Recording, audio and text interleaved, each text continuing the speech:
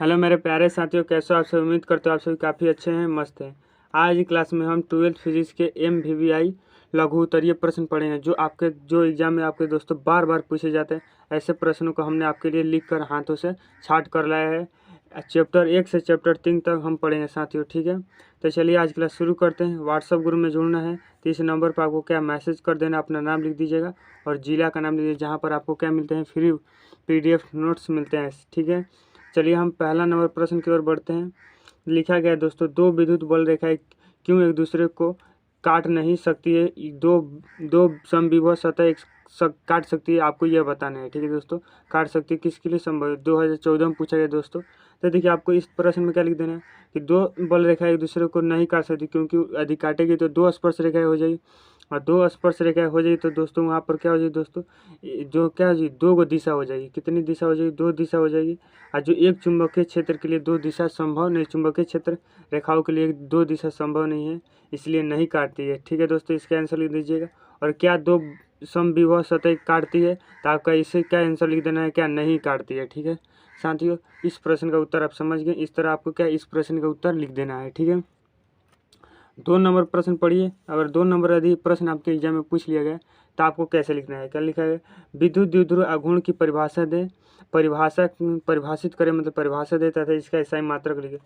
तो विद्युत द्विध्रुव आघूर्ण क्या लिखते हैं, तो द्विध्रुव के किसी एक आवेश को लेकर तथा उनके बीच की दूरी के गुणनफल को ही क्या कहते हैं, विद्युत द्विध्रुव आघूर्ण कहते हैं, जिसे P या M द्वारा सूचित किया जाता है, ठीक है दोस्तों।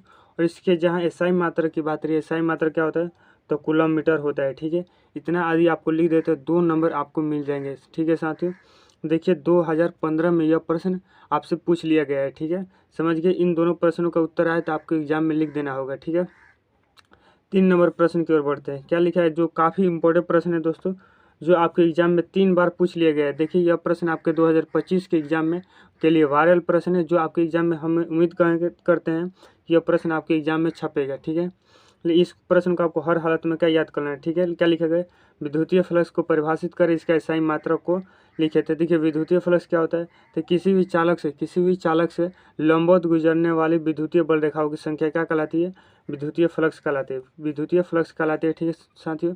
और इसके SI मात्रक को लिखना है। तो SI मात्रक क्या होता है, तो विद्युतीय फ्लक्स के SI मात्रक न्यूटन मीटर स्क्वायर प्रति कूलम होता है, ठीक है। न्यूटन मीटर स्क्वायर, इसका जो सूत्र होता है फाई ई बराबर सूत्र होता है E A cos थीटा होता है, E A cos थीटा होता है, ठीक है साथियों। आपको याद रखना है, ठीक है, इतना इसका बारे में याद रखना है, ठीक है। चलिए नेक्स्ट नंबर प्रश्न की ओर बढ़ते हैं। क्या लिखा गया है, 4 नंबर प्रश्न जो काफ़ी इंपॉर्टेंट है दोस्तों, ठीक है। 4 नंबर प्रश्न क्या पढ़िए दोस्तों, यहाँ पर 4 नंबर लिखा है, आवेश संरक्षण सिद्धांत क्या है। 2020 में प्रश्न पूछा गया, 2022 में, ठीक है दोस्तों। तो देखिए आवेश संरक्षण सिद्धांत क्या होता है, तो आवेश को ना तो उत्पन्न किया जा सकता है, ना ही नष्ट किया जाता है, यही क्या है दोस्तों, आवेश संरक्षण का सिद्धांत है, जो कब पूछा गया है, 2020 और 22 में पूछा गया है। 4 नंबर प्रश्न का उत्तर जो सबसे आसान है, क्या इस तरह आप लिख दीजिएगा, आप क्लास 10th में पढ़े होंगे, ठीक है। 5 नंबर प्रश्न पढ़ते हैं। क्या लिखा गया है, लिखा है दोस्तों, विद्युतीय क्षेत्र की तीव्रता से आप क्या समझते हैं, विद्युतीय क्षेत्र की तीव्रता से आप क्या समझते हैं, इसका SI मात्रा लिखिए। तो विद्युतीय क्षेत्र की तीव्रता क्या है, तो कोई भी आवेश अपने चारों तरफ क्या बनाता है, एक क्षेत्र बनाता है। उस क्षेत्र में यदि कुछ दूसरे आवेश को हम ले जाएंगे तो वह उस पर क्या लगाएगा, बल लगाए, और जिस बल से उसे ढकेलता है वही क्या कहलाता है, विद्युतीय क्षेत्र की तीव्रता कहलाती है, ठीक है, समझ गया।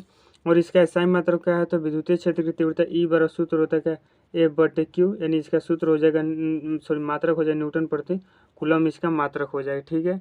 5 नंबर प्रश्न का उत्तर इतना लिख देना है। देखिए प्रश्न 2020 और 24 मतलब पिछले वर्ष पूछा गया, जो काफ़ी इंपॉर्टेंट प्रश्न है साथियों, ठीक है। चलिए हम 6 नंबर प्रश्न की ओर बढ़ते हैं।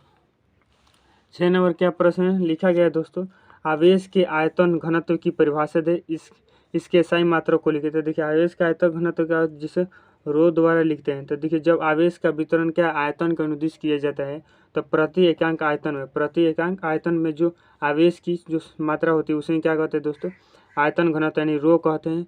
और इसका जो सूत्र होता है Q बटे में क्या होता है, V होता है, यानी Q यानी कूलम, और प्रति क्या V यानी मीटर क्यूब लिख सकते हैं, ठीक है साथियों। मैंने इसके SI मात्रक भी आप लिख सकते हैं इस तरह, ठीक है। 6 नंबर प्रश्न आपके एग्जाम में आ जाना चाहिए, तो लिख देना है आपको। देखिए प्रश्न 2021 में पूछ लिया गया है, ठीक है। चलिए नेक्स्ट नंबर प्रश्न की ओर बढ़ते हैं। 7 नंबर क्या प्रश्न है, देखिएगा यहाँ पर, देखिए लिखे दोस्तों, वायुमंडल वैद्युत उदासीन नहीं होता है, समझाई क्यों। कब प्रश्न पूछा गया, 18 में पूछा गया। तो देखिए वायुमंडल में नाइट्रोजन, ऑक्सीजन, सल्फर डाइऑक्साइड बहुत सारी क्या है दोस्तों गैस ही रहती है, धूल कण भी रहते हैं ना, तो कहीं बिल्कुल रहते हैं।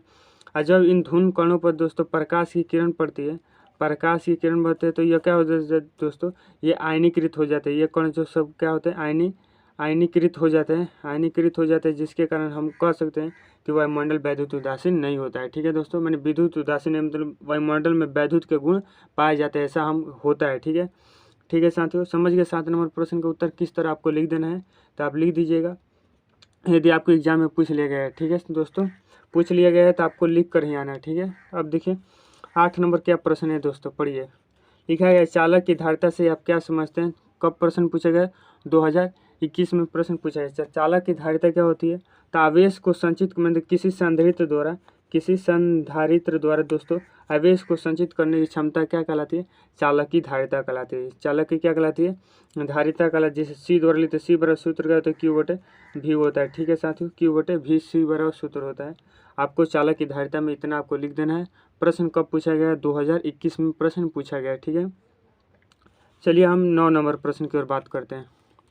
9 नंबर प्रश्न पढ़िए, क्या लिखा गया है कि संधारित्र की धारिता किन दो बातों पर निर्भर करती है। तो देखिए संधारित्र में क्या रहते हैं दोस्तों, कई प्लेट रहते हैं तो कई प्लेट रहते हैं। तो देखिए इन प्लेटों के बीच के क्या दोस्तों, इन प्लेटों के बीच की दूरी पर निर्भर करती है। प्लेटों के बीच की दूरी तथा प्लेटों के क्षेत्रफल पर भी क्या निर्भर करती है, इन दो बातों पर क्या निर्भर करती है, चालक की धारिता, मतलब संधारित्र की धारिता इन दो बातों पर निर्भर करती है, प्लेटों के बीच की दूरी तथा प्लेटों के क्षेत्रफल पे। ठीक है, इन बातों को आपको क्या लिख देना है, दो बातें ही कह रही है, यानी दोनों बातों का आपको क्या लिख देना है। ठीक है, चलिए हम नेक्स्ट नंबर प्रश्न पढ़ते हैं। 10 नंबर क्या प्रश्न है दोस्तों, यहाँ पर देख लीजिए।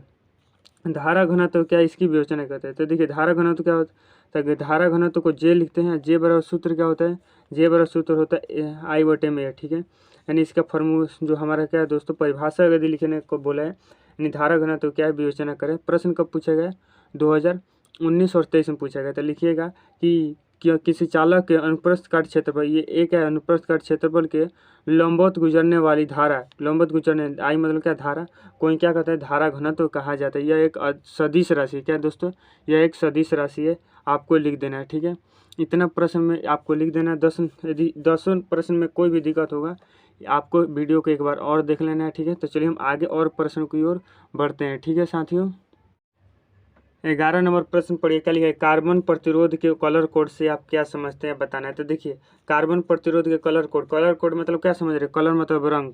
तो देखिए दोस्तों प्रतिरोधों को जब रंग दिया जाता है तो वही क्या कहलाता है, कलर कोड कहलाता है। ठीक है, समझने के लिए कैसे लिखेंगे, तो एग्जाम में लिख दीजिएगा कि किसी भी जो इलेक्ट्रॉनिक उपकरण होता है दोस्तों, जो इलेक्ट्रॉनिक उपकरण है तो उसमें बहुत सारे छोटे छोटे क्या लगे रहते हैं, प्रतिरोध लगे रहते हैं, प्रतिरोध रख लेते हैं। इन प्रतिरोधों को पहचानने के लिए हम क्या कलर कोड कर दें ताकि हम पहचान सकें। ठीक है दोस्त साथियों, इसे क्या कलर कोड कहा जाता है। देखिए प्रश्न कब पूछा है, 2020 में प्रश्न पूछा गया है। ठीक है, तो चलिए हम नेक्स्ट नंबर प्रश्न की ओर बढ़ते हैं। क्या लिखा गया है दोस्तों कि प्रतिरोधों के समानांतर क्रम संयोजन को समझाए। प्रश्न कब पूछा गया, 22 में प्रश्न पूछा है, 2022 में। तो देखिए समानांतर क्रम संयोजन में हम चित्र यदि बनाते हैं तो इस तरह का हमारा चित्र बनता है ना, तो कहिए बिल्कुल चित्र बनता है इस तरह का हमारा क्या बन जाता है दोस्तों, चित्र बन जाता है। ठीक है, तो इसमें क्या हो जाता है, तो प्रतिरोधों के पहला छोर और दूसरा छोर क्या होता है, सभी प्रतिरोधों पहला छोर दूसरा छोर एक ही बिंदु पर होता है, लेकिन उनमें प्रवाहित होने वाली धारा क्या होती है दोस्तों, अलग अलग होती है, और इनके बीच का विभवांतर भी क्या हो रहता है दोस्तों, एक ही रहता है। ठीक है, इसे क्या कहते हैं, समानांतर क्रम संयोजन कहा जाता है। इतना प्रश्न आपको क्या लिख देना है, इतना उत्तर आपको लिख देना है इस प्रश्न में। प्रश्न 22 में पूछा गया जो काफ़ी इंपॉर्टेंट है साथियों। ठीक है, चलिए हम आगे प्रश्न पढ़ 13 नंबर प्रश्न है साथियों कि ओमीय एवं अनओमीय प्रतिरोध क्या होते हैं, दोनों के एक एक उदाहरण दीजिए। ठीक है साथियों, तो देखिए ओमीय एवं अनओमीय प्रतिरोध क्या होता है। तो ओमीय कहलाते हैं वे जो ओम नियम का क्या करें दोस्तों, ओम नियम का पालन करें, ओम नियम का क्या करें, ओम नियम का पालन करें। ठीक है दोस्तों, पालन करें क्या कहलाएगा, ओमीय। ठीक है, और जो नहीं पालन करे तो क्या कहलाया जाएगा, अनओमीय प्रतिरोध। ठीक है, एक एक उदाहरण देने की जहाँ बात है, तो देखिए ओमीय जो हमारा प्रतिरोध है, जैसे तांबे का तार दोस्तों, तांबे का तार हो सकता है। ठीक है, और अओमीय में जैसे हम उदाहरण में दे सकते हैं डायोड वाल्व। ठीक है दोस्तों, डायोड वाल्व हम इसका उदाहरण दे सकते हैं। इस तरह क्या इस प्रश्न का उत्तर लिख दीजिएगा साथियों। तो देखिए इतने थे हमारे प्रश्न, हम इतने ही आपके लिए छाट कर लाए थे। अब बताइए क्लास कैसे लगी। क्लास अच्छी लगी हो तो क्लास को ज़रूर लाइक कर दीजिएगा और चैनल को प्लीज़ सब्सक्राइब कर लीजिए साथियों, और वीडियो को ज़्यादा से ज़्यादा अपने साथियों में शेयर कीजिए। चलिए मिलते हैं किसी नेक्स्ट क्लास में।